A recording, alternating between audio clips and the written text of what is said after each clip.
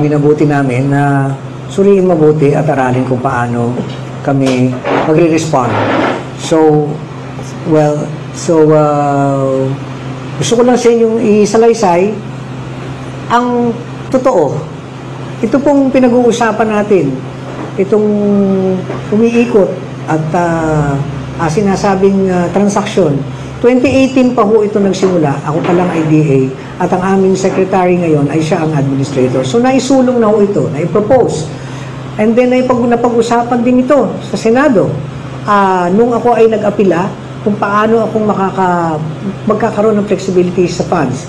So we've worked with the DBM, the Department of Budget and Management, na nagbigay sa amin ng guidance kung paano magkakaroon ng modification ng funds namin.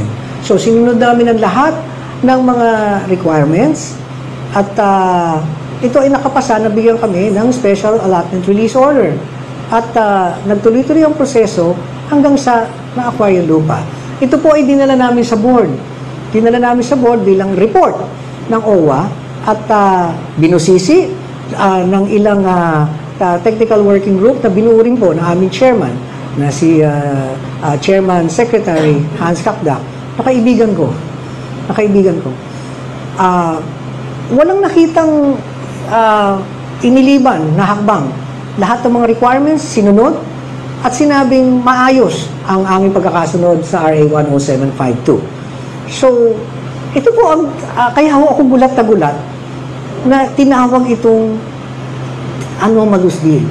So, ito po ang katotohanan ng kwento. So, kaya ako nagugulat sa mga pangyayari.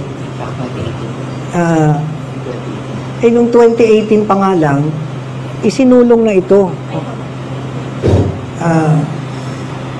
Kaya nung sinasabi na hindi ito bagay sa OFW, nagulat ako. Kasi this is a project that we can consider a legacy project for our OFWs. Ang lupang ito, katabing-katabi lamang katapat ng Terminal 1 is 6,499 square meters. At makakapagtayo tayo doon ng, actually sa aming vision, paraiso nila eh. Ang nakakalungkot at nakakabigat ng dibdib, imbis na ito, papunta na tayo doon sa makita natin na mabuo ito, narito tayo, ito ang pinag-uusapan natin. Yun ang napakabigat. Pagkatapos, napakaraming aligasyon sa akin. Saan ang galing? Sa isang papel na walang nakapirma, na ang dami-daming sinabi na kinita ko, hindi, pati nga yung numero, hindi na nga magkasundo kung magkano. But let me tell you, to the OFWs I have been serving, hindi ko kayo pinagtaksilan, ginawa ko lang ito para sa inyong pagmamahal at wala po akong kinita dito. Walang ganun ito. Because Land Bank po ang nag-assess nito.